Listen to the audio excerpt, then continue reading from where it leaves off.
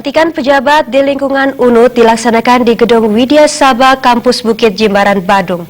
15 pejabat disumpah dan dilantik merupakan pengangkatan Kepala Bagian Eselon 3A dan Kepala Sub Bagian Eselon 4. Diharapkan para pejabat dapat meningkatkan kinerja dan menjaga integritas.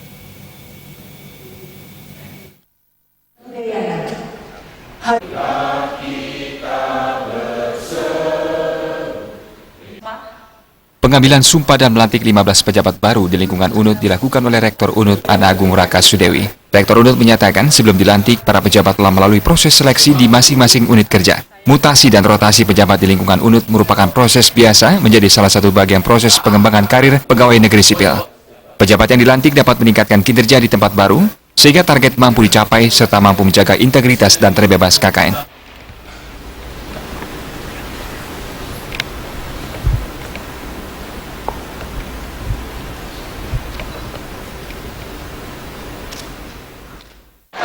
Penetapannya melalui rapat baik oleh wakil dekan 2 yang membawahi kepegawaian administrasi dan juga keuangan ya, dari masing-masing unit melakukan rapat ya, dan juga bagi yang promosi melalui seleksi oleh para wakil dekan 2 WR2 dan juga biro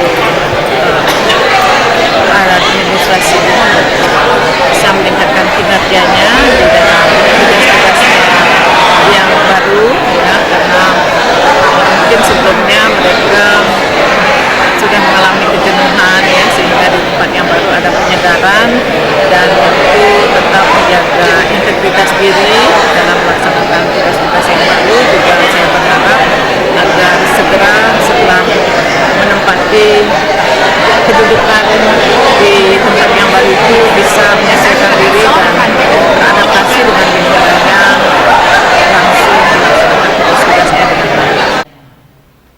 15 pejabat baru di lingkungan UNUT terdiri dari 8 pejabat kepala bagian Eselon 3A dan 7 pejabat kepala subbagian Eselon 4A.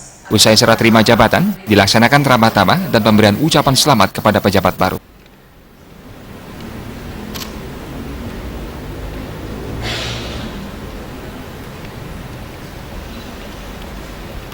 Ucapan selamat dan ucapan terima kasih ini kami persilakan Bapak Ibu Winata Bali TV.